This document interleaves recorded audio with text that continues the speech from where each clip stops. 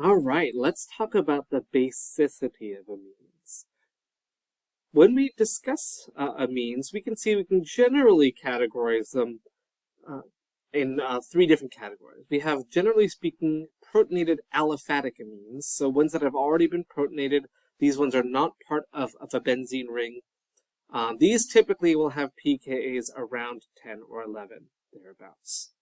For aromatic amines like aniline, or pyridine, we're typically looking about 5 or so for their pKa's.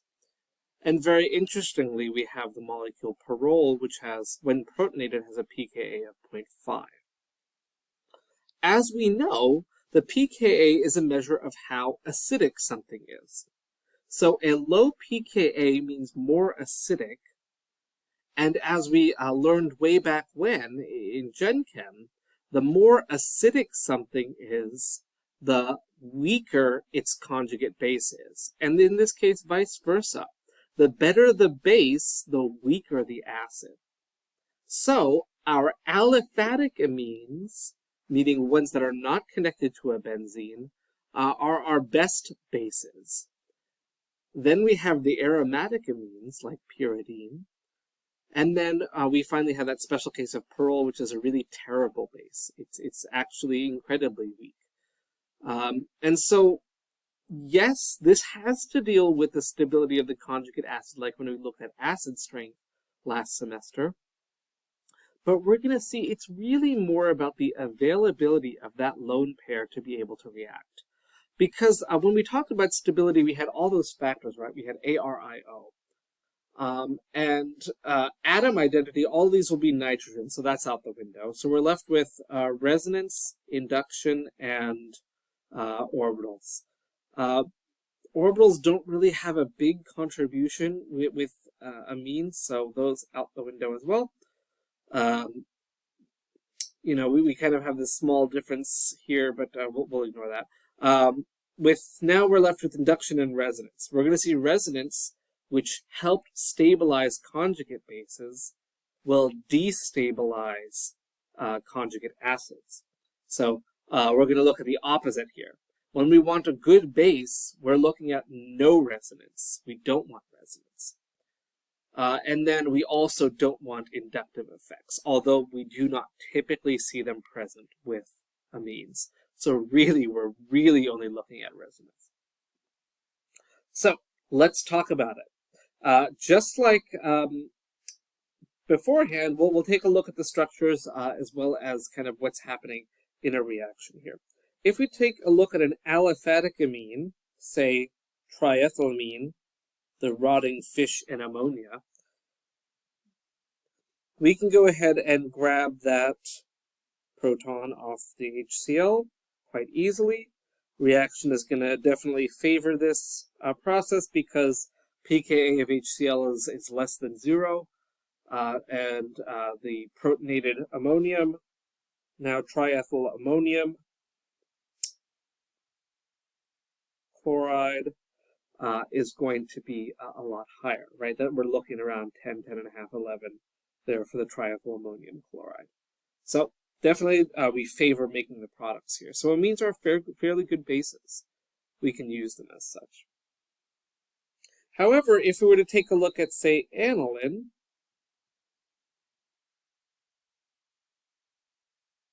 I'm just going to put the hydrogens up there because they're in our way. We can do the same thing. And we'll end up, making our product, no problem. But we also have to consider what else aniline is doing. It can do this, yes. But notice that in order for this reaction to happen, we need electron density centered on the nitrogen for it to be able to go ahead and attack a hydrogen.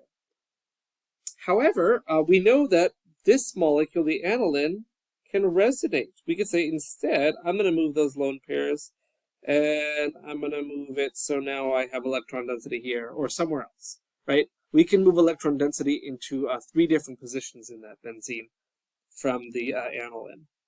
If we do that resonance, following the purple arrows, we will end up having no lone pair on the nitrogen, and we'll have a lone pair, down there on the carbon. So we're not really going to be able to react that nitrogen with the HCl, right?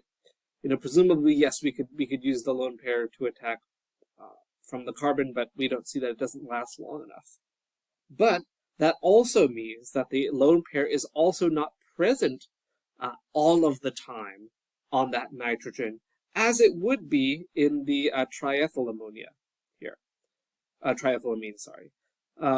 That lone pair cannot resonate anywhere. There's nowhere for it to go, so it can react, and that's it. And we don't really even see any steric effects, because hydrogen is so small. So, it doesn't matter what your R groups are, primary, secondary, tertiary amines have typically similar pKa's. So, once they're protonated, or we could say their pKb's are the same. And so we generally will see that the number of substituents on your nitrogen doesn't matter. What really matters is the ability of that lone pair to react. So if your lone pair is busy doing resonance, it's not going to react. It's busy zipping around your benzene. So, generally speaking, resonance means the lone pair is occupied and cannot attack the whatever your hydrogen source is, HCl in this case. So resonance detracts from basicity. We want our lone pair to be localized on the nitrogen for it to be able to react effectively. And of course, let's look at the case of pyrrole. Pyrrole is very interesting because we know that this is aromatic.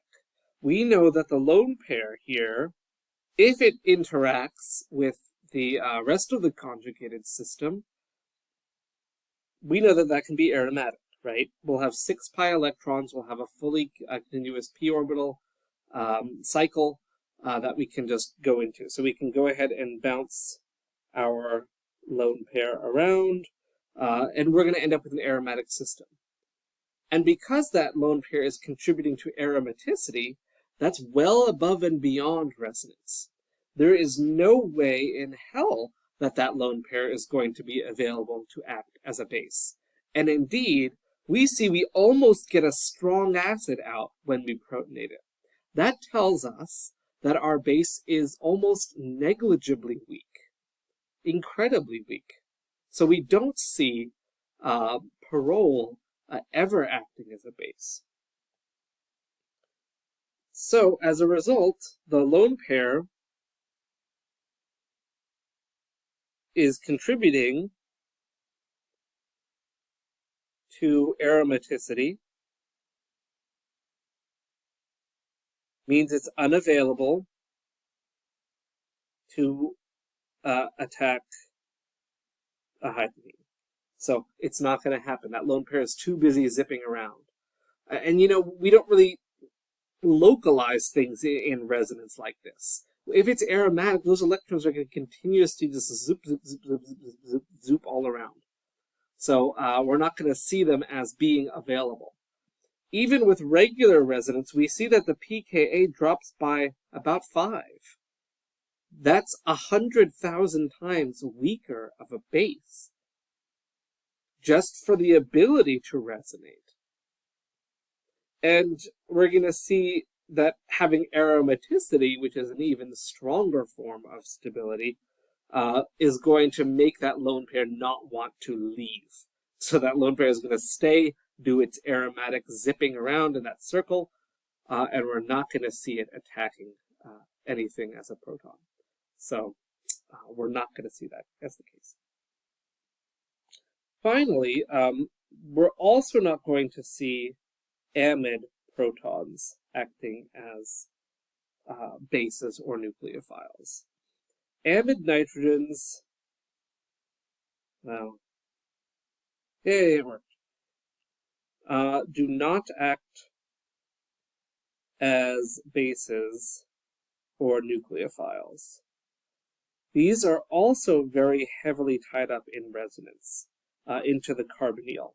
So while, yes, they form charges, that resonance is incredibly common, and it is happening. So we do not see amide nitrogens as being bases or nucleophiles either. And I know I mentioned this last week, but amides are actually slightly acidic. They're about the same acidity as alcohols, right? Around 15 or so as is. So the likelihood that they're going to pick up more protons is not very high. So they're about the same basicity as water. It's not really the best base out there. All right, they can be protonated by extremely strong acids, and really you're going to end up more with you're going to end up protonating your carbonyl probably instead. So generally speaking, we don't see amides acting as bases either. So, summary of this, your aliphatic amines, meaning ones that are not capable of resonance, are your best bases. Your aromatic ones are less basic. And then we have special cases like pyrrole that which the lone pairs are contributing to aromaticity.